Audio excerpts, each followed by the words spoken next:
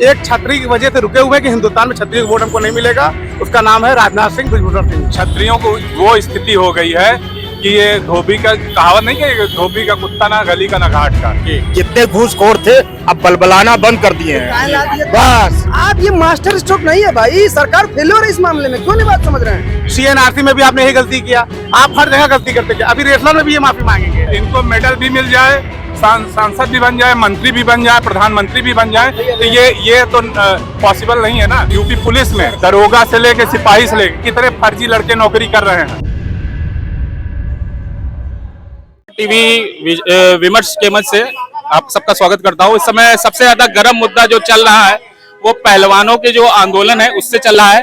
आइए यहाँ कुछ बहस छिड़ी भी हुई है, आइए हम लोग थोड़ा सा देखते हैं, जानकारी प्राप्त करते हैं क्या बात हो रही है। बताइए भैया क्या विचार है आपका, ये जो आंदोलन चल रहा है? मोदी जी 2016 में जब नोट लाए 2000 की, तो इन्होंने कहा नोटबंदी का 2000 से पूरा देश का विकास होगा। फिर इन्होंने थूक के चाट लिया। क्यों आपने नोटबंदी बंद की? RBI से पूछा आपने? वित्त मंत्री पूछा? दुनिया में पहली बार हिंदुस्तान में ऐसी सरकार बनी है कि RBI के गवर्नर को निकाला जा रहा है। रघुराम राजन वर्ल्ड का नंबर 1, उसको निकाल दिया गया। वर्ल्ड का नंबर 6 उर्जित पटेल, उसको हटा दिया गया। आपकी विदेश नीति भी फ्लॉप, आपकी नोटबंदी फ्लॉप, आपका सब कुछ फ्लॉप। ये फैसला सही हुआ है। ये जो 2000 रुपए की जो नोटबंदी है इसके लिए आप कह रहे हैं जो 2016 में हुई थी, आप दोनों की कह रहे हैं मतलब। लेकिन इससे ये दावा कर रही सरकार की ब्लैक मनी पे इसके असर पड़ेगा, जिन्होंने पैसा दबा के रखा है उस पर भी असर पड़ेगा। 17 फरवरी की रिपोर्ट है, 97.5% आ चुका था ब्लैक मनी के हिसाब से, RBI के हिसाब से। लेकिन जब उर्जित पटेल जब भागे यहाँ से, तो उर्जित पटेल से जब BBC ने इंटरव्यू, उर्जित पटेल ने यही कहा कि हमारे बहुत जब वहां से हट गए तो हम भी हट गए, क्योंकि ये हमसे राय नहीं लेते हैं। जब तक आप राय नहीं लेंगे तो कोई काम होना नहीं है। इनके यहाँ यही कमी, किसान आंदोलन में भी यही हुआ, राय नहीं लिया। बाद में आया भाइयों बहनों मुझसे गलती हुई, जो किसान मरे हैं। CNRC में भी आपने यही गलती किया, आप हर जगह गलती करते थे। अभी रेसलर में भी ये माफी मांगेंगे, आप हफ्ता 10 दिन और रुक जाइए। तो हमारा मेन मुद्दा वही था, इस पर क्या रेसलर का मामला ये, वो हमारे लिए मेडल लाए हैं, उनकी सुनवाई होनी चाहिए। नार्को टेस्ट आप एम में कराइए, चाहे मैदान में कराइए, चाहे लोहिया दिल्ली में अस्पतालों कमी नहीं है।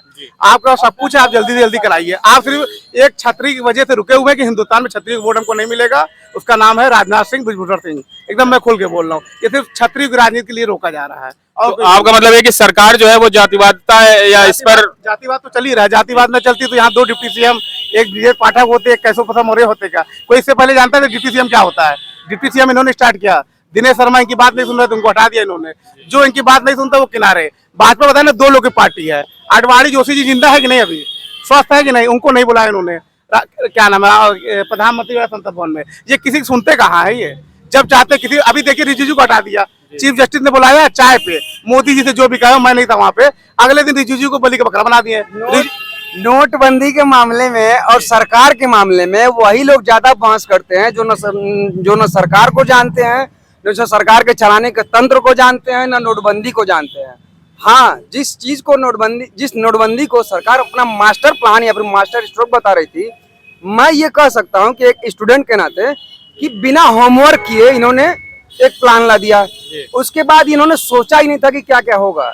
उसके बाद देखिए नोटबंदी को पहले ला दिए, जबकि लाना चाहिए था पहले इनको FDI के लिए। जो लोग वो 2017 में जुलाई में GST लाए थे, GST लाए, उसके बाद नोटबंदी लाना चाहिए था। इन्होंने क्रम ही गलत कर दिया। लेकिन मैं कोई अर्थशास्त्री नहीं हूँ जो मैं बोल दूंगा। पटेल बारे में तो कुछ बोलिए आप। देखिए मैं बताऊं, देखिए सरकारें, मैं बार बार आपसे कह रहा हूं कि सरकारें जब जब मजबूत स्थिति में रही हैं, संविधान को ताक पे रखा गया है। ये कोई नई बात नहीं है। मैं मोदी जी का, चाहे इंदिरा गांधी का, चाहे राजीव गांधी का कोई भक्त नहीं हूं जो मैं आप उन लोगों को ठिकाना बोलिए जो नहीं चला गया। क्यों नहीं? आप इतिहास से क्यों नहीं इतिहास सीखेंगे? हम कपिल देव की कप्तानी से सीखे हैं ना। कपिल देव कप्तानी सीखे, वर्ल्ड कप लाए। सरकार पता नहीं कैसे चले, जहां मन करे वहां गिरा दे रही। भाई आपको नहीं पता है 1956 में पहली बार कांग्रेस ने सरकार गिरा दिया था केरला में। आपके जाके पढ़ लीजिएगा। अब पहली सरकार थी जहाँ पे केरला में गैर कांग्रेसी सरकार का वहाँ पे CM बना था। आपका क्या कहना है भाई साहब इस बारे में? मैं एक बात, भैया ने बोला कि छतरियों को बढ़ावा दिया जा रहा है। मैं भी छतरी हूँ। छतरियों को वो स्थिति हो गई है कि ये धोबी का कहावत नहीं कि धोबी का कुत्ता ना गली का ना घाट का। राजनाथ सिंह को लिए, राजनाथ सिंह की क्या बीजेपी में स्थिति है राजनाथ सिंह ही जानते हैं। और जो स्थिति है वो सामने दिख रही है। और जो ये कह रहे हैं कि पहलवान जो रेसलर हैं, इनको आज से 10 साल पहले इनके साथ शोषण नहीं हुआ था।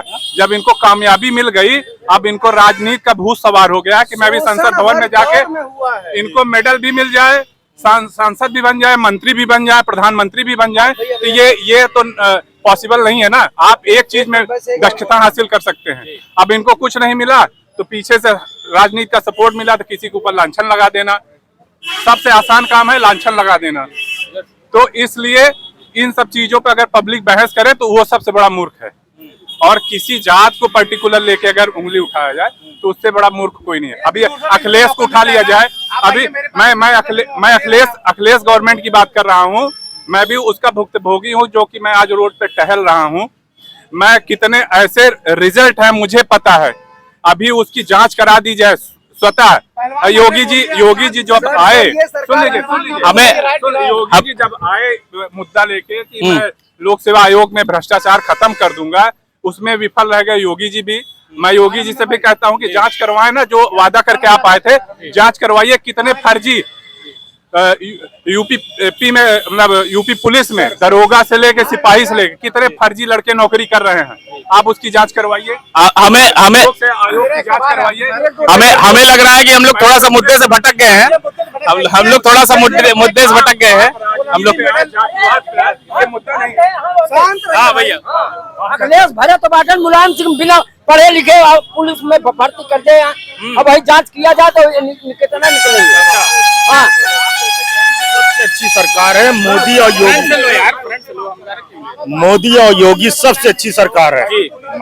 9 साल योगी का, मोदी साहब का हो गया और योगी साहब जो चल रहा है, इसलिए कि वो लोगों को भरने नहीं दे रही जेब। अब वो ये भरने दे, सबसे अच्छी सरकार हो जाएगी। हाँ, जो 2000 की नोट पे जो बंदी हो रही है, बहुत ही अच्छा उन्होंने रूल किया है। जितने घूसखोर थे अब बलबलाना बंद कर दिए हैं, बस इसी के लिए कर दिया। बहुत अच्छी सरकार है। कहाँ ला दिए तब? क्या बात कर रहे हैं? चंपक की किताब पढ़ के बकर बकर राजनीति की बात करेंगे आप लोग। अंकल आइए, कहाँ गए आप? 2016 में कहे थे जब नोटबंदी अरे 2000 की नोटबंदी करना था तो लाए क्यों? आप ये मास्टर स्ट्रोक नहीं है भाई, सरकार फेल्योर है इस मामले में, क्यों नहीं बात समझ रहे हैं? और रही बात की बीजेपी राजनीति कर रही है चाहे विपक्ष राजनीति कर रहा है, तो महोदय आंख बंद था जिस दिन आप सरकार चुन रहे थे। कह रहे हैं कुछ लोग को पेट में गड़ रहा है कि हिंदुत्व की राजनीति कर रही है, हिंदुत्व की राजनीति कर रही है। तो ये अंतोगत्वा अभी तक हमें इस बात का जवाब नहीं मिला, जो ये पहलवानों का आंदोलन चल रहा है सर, इस पर आप कुछ प्रकाश डालिए। क्या प्रकाश डाले भाई? जो आंदोलन चल रहा है वो चलने कहाँ दे रहे हैं जी, उसको तो दबा रहे हैं जी। पुलिस स्टेट में कन्वर्ट कर दिया आपने जी। बस। तो इस बारे में वैसे आपका क्या कहना है? क्या उनके साथ सही हो रहा है या वो खुद गलत है? वो तो नहीं गलत है, अगर गलत होते तो काहे को आंदोलन करते, और गलत है तो कहाँ जांच एजेंसी है? कुल मिला कहना है कि सरकार इस पर कुछ निर्णय नहीं ले पा रही है, इसमें असफल हो रही है। अब अभी तक तो यही दिखाई दे रहा है। आपके पास सबसे खतरनाक आदमी अजीत डोभाल है। पूरे दुनिया, पाकिस्तान, इजराइल, अमेरिका डरती है अजीत डोभाल की एक उंगली। रुक जाओ पहले, अजीत डोभाल की एक फोन पे ताकत है। अजीत डोभाल जब चाहे पुलवामा अटैक खुलासा कर सकते हैं, लेकिन अजीत डोभाल साहब काम ही नहीं ले रहे हैं। उसको बेचारे कभी मौलाना साहब पर लगा देते हैं, कभी किसान आंदोलन में लगा देते हैं, कभी सीएनआरटी में लगा दे रहे हैं। अजीत डोभाल को आप लगाइए, अभी पुलवामा अटैक की इतिहास पता चल जाएगा। जम्मू के अंदर 15-15 सेंटीमीटर कैमरे लगे हैं और वहां पे 44 जवान उड़ के चले जा रहे, पता ही नहीं चल रहा है कौन सी गाड़ी आई थी। चेचित नंबर देखिए ना, जम्मू थाने में खड़ी है। आप जाइए जांच करिए, जांचें नहीं हो पा रही है। आप कुल मिला के समझ लीजिए कि पूरे मतलब तानाशाह सद्दाम हुसैन से आप मुकाबला कर सकते हैं इनका। इतना मैं कहना चाहता हूँ। सर मैं इस पर कुछ कहना चाहता हूँ। नहीं हुए क्या? अटैक तो कांग्रेस के भी उसमें कार्यकाल में हुआ है, हर कार्यकाल में हुआ है। ये कोई वो नहीं है कि राजनीति इस पे की जाए क्योंकि देश के जवान शहीद हुए हैं। इस पे सर मैं ये कहना चाहूंगा कि अगर सरकार लानी हो तो क्या 44 लोग को मारना जरूरी है? अगर मारना है तो मैं किसी विरोधी देश के लोगों को मार दूं अपने। भैया नाम क्या है आपका? मेरा नाम अभय पांडे है। आपका क्या नाम है? शानिक खान।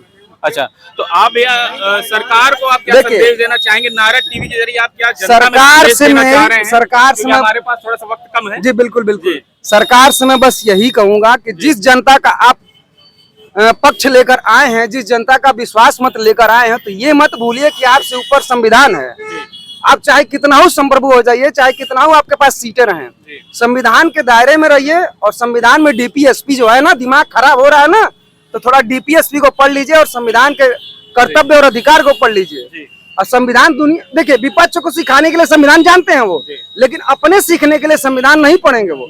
हालांकि मैं किसी पार्टी का प्रवक्ता नहीं हूँ, लेकिन मैं बस यही कह रहा हूँ कि कोई भी सरकार हो संविधान के दायरे में चले तो शायद बेहतर हो। किरण रिजिजू के साथ बहुत गलत हुआ, बहुत मतलब जीनियस आदमी। मेरी व्यक्तिगत उनसे दिल्ली मुलाकात हुई है। आप सरकार को क्या संदेश देना चाहेंगे और जनता को क्या संदेश नारद टीवी की तरफ से? ये कि रघुराम राजन से माफी मांगे, उर्जित पटेल से माफी मांगे, माननीय मनमोहन सिंह से मांगे, चिदम्बरम से मांगे, सबसे ये माफी मांगे। अभी मौका है। और सतपाल मलिक को वापस बुलाएं, बहुत अच्छे इंसान है सतपाल मलिक, जो मतलब संभाले हुए हैं। सबसे ये माफी मांगे, आएंगे बस ये माफी मांग ले, जिंदा आदमी अडवाणी जी से माफी मांगे। इनका काम सिर्फ माफी मांगे, ऊपर वाला भी अपने बंदूक माफ कर देता है। अभी मोदी जी पास समय है। बहुत अच्छा लगा भैया आप लोगों से बात करके। जब सरकारें मतवाली होती है ना तो किसी को माफ नहीं करती हैं सर। आज देखिए प्रयागराज में गर्मी काफी है और ये गरम गरम बहस से ये पता चलता है कि सरकार से लोगों को काफी शिकायतें भी हैं, जिसे सरकार को सुनना चाहिए। और ये संदेश नारद टीवी की तरफ से हम सरकार को जरूर पहुंचाएंगे और आम जनता को भी पहुंचाएंगे। कैमरामैन पीयूष मिश्रा के साथ मैं दीपक श्रीवास्तव, नारद टीवी प्रयागराज।